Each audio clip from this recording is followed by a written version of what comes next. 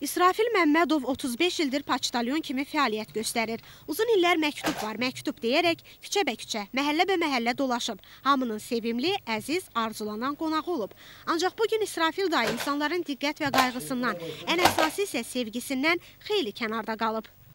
İnsanlar əvvəllər məktublar vasitəsilə bir-birindən əlaqə saxlayardılar. Sevgi məktubları olardı, əskər məktubları, xaricdən gələn məktublar. İndi isə idarə müəssisələrdən o məktublar olur. Onu da evlərə aparan vaxtı biz çox əziyyət çəkirik, qapını açmırlar, imtina edirlər. Zemfira xanım vaxtı ilə məktub almaq üçün poçtalyonun yolunu çox gözləyib. Yaxınlarından, doğmalarından aldığı məktubları isə bugünə kimi saxlayıb. Zemfira xanım deyir ki, bu məktubların hər birinin özünə məxsus xatirəsi var. Poçtalyonu doğrudur, biz o vaxtı çox gözləyirdik, həyəcan keçirirdik. Amma sonra o həyəcanın nəticəsi olaraq bizə içərisində isti nəfəs olan məktublar gəlirdi. Biz məktubları alıb oxuyarkən elə bil həmin insanla canlı ünsiyyət qururduq. Həmin adamın əlinin hərarəti, ürəyinin hərarəti, isti nəfəsi hiss olunur.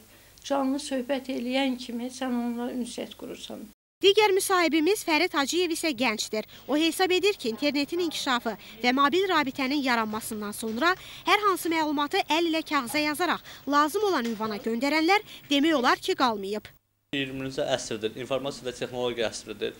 Biz elektron poçt vasitəsilə yaxınlarımıza məktub göndərə bilirik, onlardan məktub ala bilirik. Web kamera vasitəsilə biz yaxınlarımızla görüntülü əlaqə qura bilirik, həm danışa bilirik. Sosial şəbəkələr vasitəsilə, məsələn Facebook, Twitter, biz orada özümüzə yaxın dostlar tapırıq, onlarla fikir mübadiləsi aparırıq. Mənim fikrimcə gəncilərin əksəriyyəti poçtalyona ehtiyac duymur.